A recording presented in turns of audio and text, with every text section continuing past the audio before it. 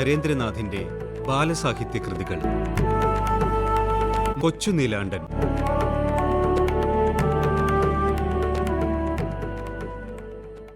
എന്തു ദുസ്വപ്നമാണ് കണ്ടത് അച്ഛൻ്റെ അമ്മാവ? അച്ഛൻ്റെ അമ്മാവൻ ഒന്ന് ചുമച്ചു. സഗൗരവം കൊച്ചുനീലാണ്ടൻ്റെയും അവൻ്റെ അച്ഛൻ്റെയും മുഖത്തേക്ക് നോക്കി. പെട്ടെന്ന് അദ്ദേഹം പറഞ്ഞു, 12 കാരോലപ്പം ഞാൻ തിന്നതായി സ്വപ്നം കണ്ടു.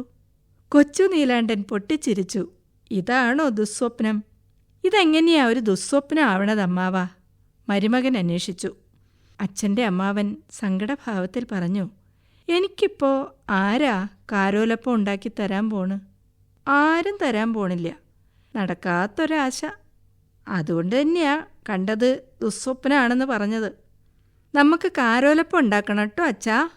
കൊച്ചുനീലാണ്ടൻ ഒരഭ്യർത്ഥന സമർപ്പിച്ചു. ആ, ഉണ്ടാക്കാം. അച്ഛൻ സമ്മതിച്ചു. കാരണവർക്ക് ബഹുസന്തോഷമായി. കിടക്കയിൽ നിന്നും ചുറുചുറുക്കോടെ എഴുന്നേറ്റു.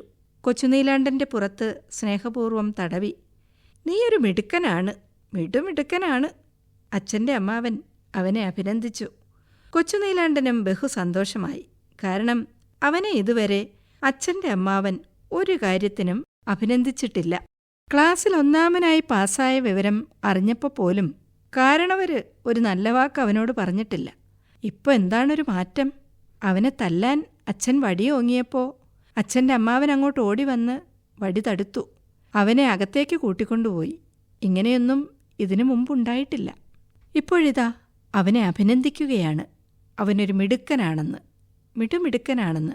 സ്കൂളിലേക്ക് പുറപ്പെട്ടപ്പോൾ അച്ഛൻ്റെ അമ്മാവൻ അവനെ വിളിച്ചു പറഞ്ഞു, ഇന്ന് ലേശം നേരത്തെ വന്നോ? കാരോലപ്പം ഉണ്ടാക്കുന്നുണ്ട്. ഓ, അവൻ അനുസരണയോടെ മൂളി. ഒരു കൈയിൽ ചോറ്റുപാത്രവും മറ്റേ കൈയിൽ പുസ്തകസഞ്ചിയുമായി അവൻ മുറ്റത്തിറങ്ങി. ഉച്ചതിരിഞ്ഞ് സ്കൂൾ വിട്ട് കൊച്ചുനീലാണ്ടൻ വീട്ടിലെത്തി. അടുക്കളയിൽ നിന്നും നെയ്യപ്പത്തിൻ്റെ വാസന പുറപ്പെടുന്നുണ്ടായിരുന്നു.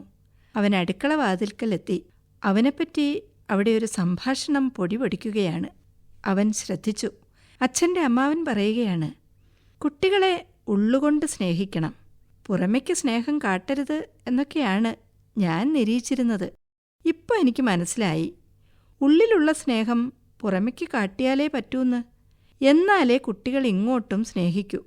നമ്മുടെ കൊച്ചുനീലാണ്ടനാ എന്നെ ഇത് പഠിപ്പിച്ചത്. അവൻ അമ്മാവന് വലിയ കാര്യമാണ്. കൊച്ചുനീലാണ്ടൻ്റെ അമ്മ പറഞ്ഞു, നല്ല കാര്യമാണ്.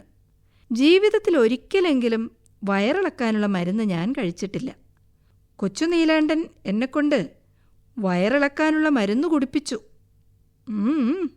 എന്നാലും ഉള്ളിലവൻ എന്നോട് സ്ഥായിയുണ്ട്. കൊച്ചുനീലാണ്ടൻ ഒരു നിമിഷം നെയ്യപ്പത്തിൻ്റെ കാര്യം തന്നെ മറന്നുപോയി. അച്ഛൻ്റെ അമ്മാവനെപ്പറ്റി ഇത്രയും കാലം അവൻ തെറ്റിദ്ധരിച്ചു.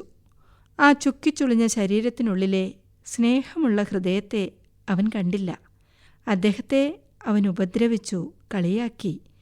എന്നിട്ടും വൃദ്ധൻ പറയുന്നു, തനിക്കാണ് തെറ്റുപറ്റിയതെന്ന്. കൊച്ചുനീലാണ്ടൻ അടുക്കളയിലേക്ക് ചെന്നു. അവനെ കണ്ടപ്പോൾ വൃദ്ധൻ വർത്തമാനം പെട്ടെന്ന് നിർത്തി.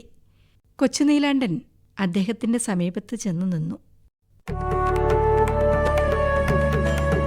പി. നരേന്ദ്രനാഥിന്റെ ബാലസാഹിത്യ കൃതികൾ വായിച്ചത് പ്രീതി.